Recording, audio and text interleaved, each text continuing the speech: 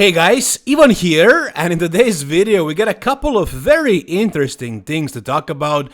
The first one is Nick Walker's new coach, and I called this first, basically, on this channel a couple of days ago. Nick Walker posted a couple of training videos in which he had Kyle Wilkes helping him out. Unfortunately, for some reason, Nick did not want to tag him then. But in this new physique update, he actually tagged him. And I made a video about this physique update of Nick yesterday, but it didn't cross my mind to check who he actually tagged. And as you can see right there, he actually tagged Kyle Wilkes. And it's not Kyle Wilkes, apparently it's Kyle Wilkes. So if you guys watched my first video on this, you know who he is. He is basically a pretty famous coach in the US. He's coaching all these influencers like Jesse James West, like the Twins, like Anthony Mantello, also Anton Ratushny, who became the youngest IFBB pro, a bunch of other guys as well. So Nick decided to work with him. He did not choose the boss of Outlaw, Stefan Kinzel. He didn't go with guys like Patrick Tour, Milos Sarcev, Hani Rambert, I don't know, all the other top names, top coaches. He chose somebody who is a little bit more low-key. Why is that? Well, you guys probably remember when Nick stopped working with Matt Jansen for that 1 year, a couple of years back, and the rumor was back then that Nick asked Matt to stop coaching all the other top pros and just to focus on him, on Nick Walker. Matt refused, and they stopped working together. So what Nick wants is full-time attention. He wants somebody who's going to pay the most attention to him out of all the other athletes that they're coaching. And I guess he found that with Kyle Wilkes. And also they were friends for a while. So he probably knows how Kyle is doing things. They probably see eye to eye on their approaches in bodybuilding. And, you know, a very important thing with a coach is that you click mentally, you know, on a personal level. There's gotta be some chemistry, you know, different guys expect different things from their coaches, so I didn't think that, Nick is gonna go with somebody like Patrick Tour, because I don't think their personalities would mesh up well. But what do I know? What we know right now is that Nick is working with this guy. It's not really official yet. I mean, it is, but Nick still didn't really talk about it openly, and that's probably gonna be another video once Nick actually explains why he went with Kyle Wilkes, when that happened, this and that. So get ready for another video about Nick Walker's coaching situation. But as of right now, yeah, it's pretty much official. Nick Walker is working with Kyle Wilkes. That's his new coach. Now, another thing that I wanted to talk to you guys about is how will this go? Is this gonna work out at all? Well, I don't know, because that time when Nick stopped working with Matt Jansen, he went with Dom Super Sliced, and they worked basically for an entire year, for an entire off-season, and I thought that worked out really well, because I think Nick was at his biggest in that off-season, and also his waist was down, you know, and then at the Mr. Olympia 2022, he placed third.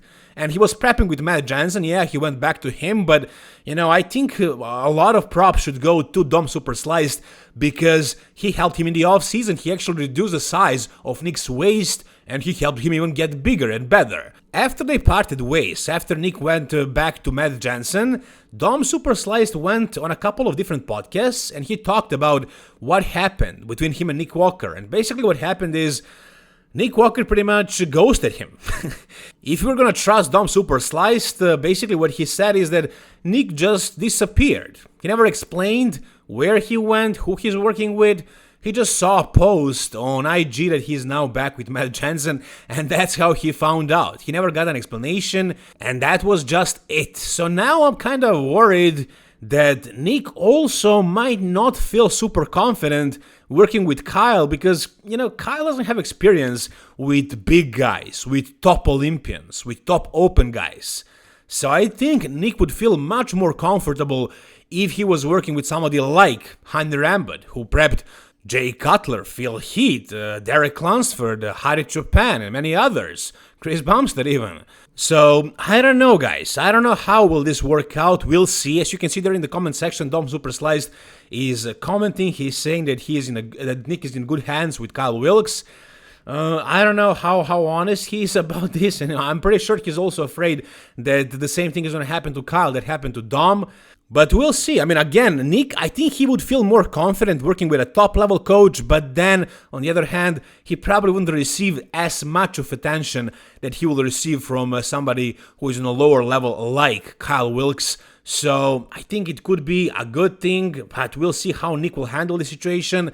Will they work together for an entire year and do the Mr. Olympia together, or he's going to change a couple of coaches? Who the hell knows, guys? We'll see. Again, it's pretty official, but we still have to wait and hear what Nick has to say about this, because he never really announced it officially, but I think we got enough. And down below in the comment section, guys, tell me, what do you think about this collaboration? Do you think this is going to work out well? Alright, the next thing we got is Hadi Choopan, who is now in his off-season, and here he says that he is off. And he also says, the engines are off, but my body is awake. Meaning, he is off the gear, as simple as that. He went off the cycle, and I think you can kind of see it in his physique. He definitely does look softer, so whatever gear he's taking, it's not fake, it's real, and how he's not using it, and you can see it. But I think this is definitely the right approach, especially for somebody on the level of Hadi. You know, he doesn't really need to, grow more muscle. I mean, sure, he could use a little bit more details in certain areas, but overall growth, I think he's pretty much done. You know, he doesn't need to get any bigger, overall bigger. As far as what he needs to work on, I already spoke about this in my previous video. It's mainly, in my opinion, that inner leg part, especially from behind, hamstrings and adductors. But overall, really, does he really need to improve that? I mean, he already won the Arnold Classic, beating a very good Samson Dauda.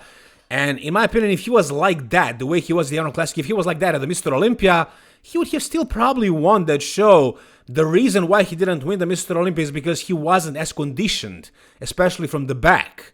So what he needs to do right now is, I think, exactly what he's doing. Let his body rest up, refresh, take a year off, not do the Arnold Classic, and then start prepping when his body is fresh and responding well, and then get shredded. You know, lose all the fat, all the water from the back, and just look fresh, full, big, round, and peeled. And then he can definitely reclaim his title. Even though Samson Dauda is super dominant right now, the fact is it was a tie between these two guys at the prejudging of the Mr. Olympia, and then at the finals, Samson won by 3 points, so it was a close call. If Hadi actually brings an improved package next year for the Mr. Olympia, he can win very well. Especially these days, there are no legacies anymore. There is no such thing as knocking out the champion. The best guy will win, and that's it. And Hadi can edge out Samson. Would I like to see that? No, you guys know that I'm a huge fan of Samson's physique, but I can't lie. It's definitely very possible for Hadi to win again. Now, him going off right now, there is also that aspect that at his age, if he goes off and maybe loses too much muscle, will he be able to get it back and bring his body back to its absolute maximum? That's also a question. But I don't think he's gonna go off for way too long. I mean, how long has it been since the Mr. Olympia? 3-4 weeks? Maybe he's gonna be off for another couple of weeks and then just go back.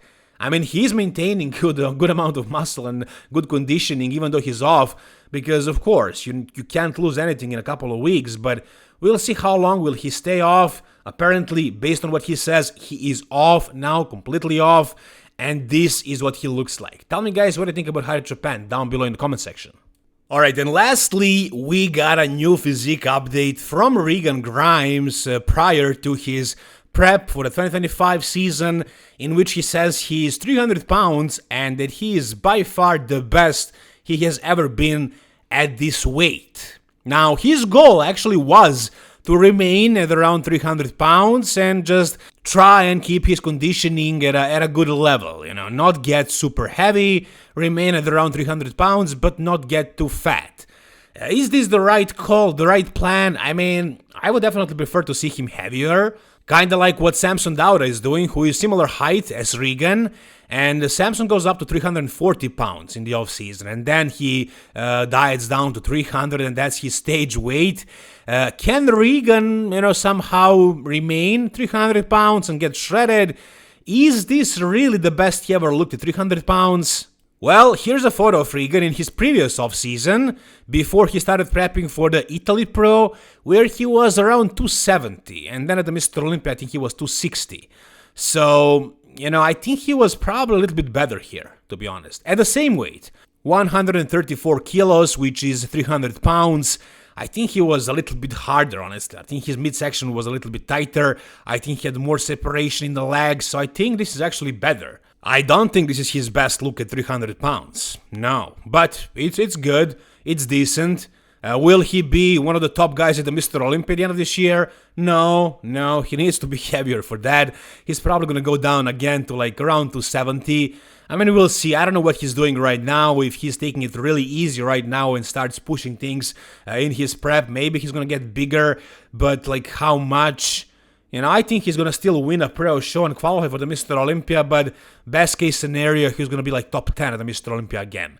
I don't see him placing that much higher this year. Yeah, I know, he became a father, he probably has different priorities now, but he's saying that this is his best look at 300 pounds, and I have to disagree with that. It's very unfortunate for us fans that this guy won't take this too seriously and like get super massive in the off season, push things a little bit more. It's a great thing for his family and I guess for his health, but for bodybuilding, no, if he wants to be one of the top guys, like top 3, top 5, he needs to push things a little bit more.